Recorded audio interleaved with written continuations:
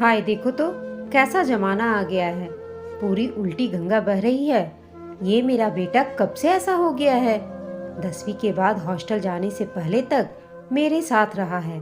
तब तक तो पानी भी खुद से नहीं पीता था। मम्मी पानी दो प्यास लगी है, मम्मी खाना दो भूख लगी है, मम्मी कपड़े में प्रेस कर दो स्कूल जाना है, वगैरह वगैरह। अब क्या हो गया है इसे। हाय सुबह सुबह उठकर अपनी पत्नी रिया के लिए ब्रेड आमलेट बना रहा है।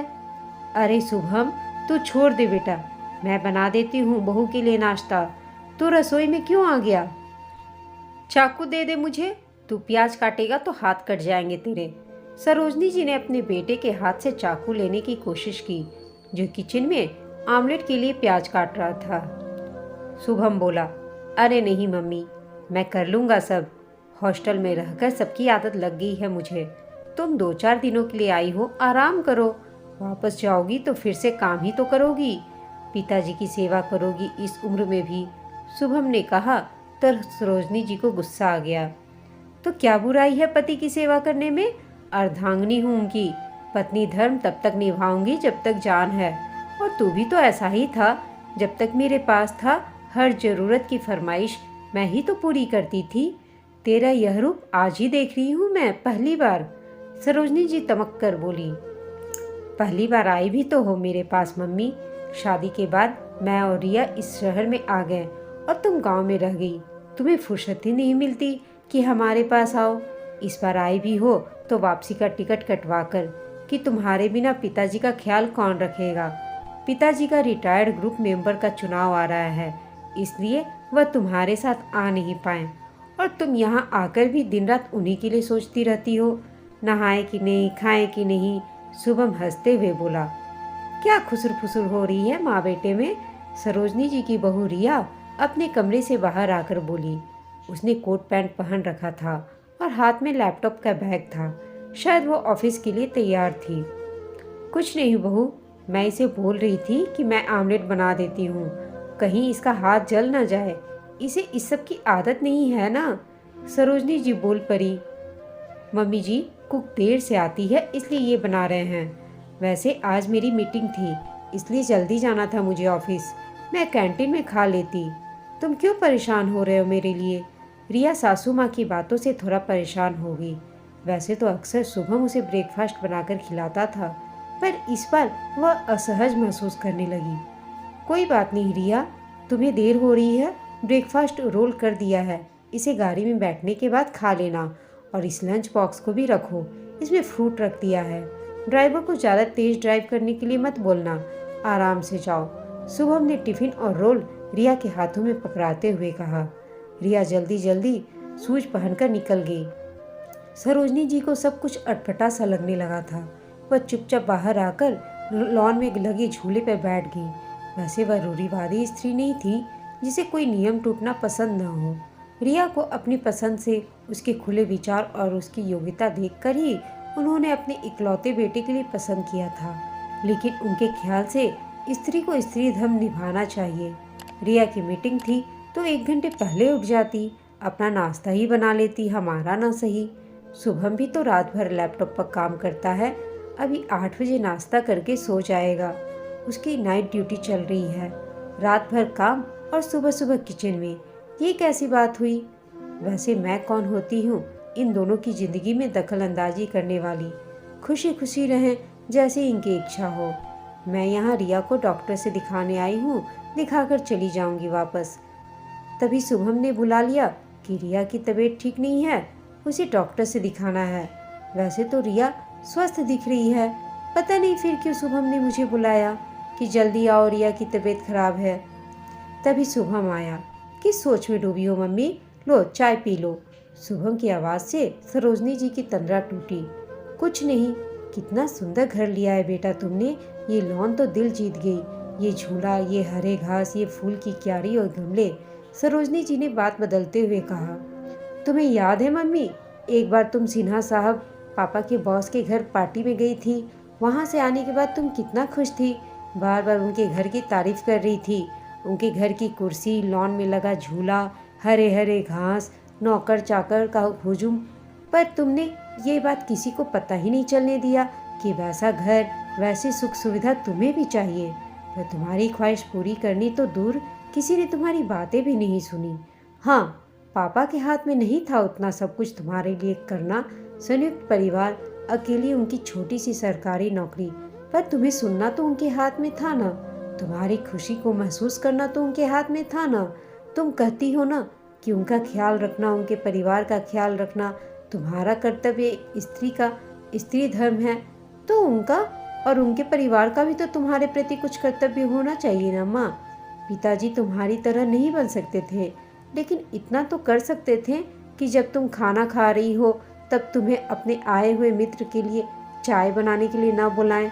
जब तुम दोपहर में सो रही हो तो तुम्हें अपने तौलिए और कपड़ों के लिए कच्ची नींद में ना उठाएं। बताओ मम्मी, क्या तुम्हारी इच्छा नहीं होती थी कि तुम्हारा कोई ख्याल रखे, कोई तुमसे भी पूछे कि तुमने खाया कि नहीं, तुम्हारी तबीयत तो खराब नहीं, तुम्हें कैसे कपड़े पसंद हैं, या फिर सुबह से शाम तक किचन में ही रहोगी या मेरे पास भी बैठोगी। सरोजनी जी चुपचाप अपने बेटे की बात सुने जा रही थी। चाय का कप हिलने लगा और आंखों में बाढ़ सी आ गई। मम्मी, तुम्हें रोते हुए भी आज पहली बार देख रहा हूँ। जब भी देखा तो सिर्फ महसूस किया कि तुम रोई होगी, वह भी तुम्हारे सुर्ख लाल नाक और सुर्ख लाल आंखों से।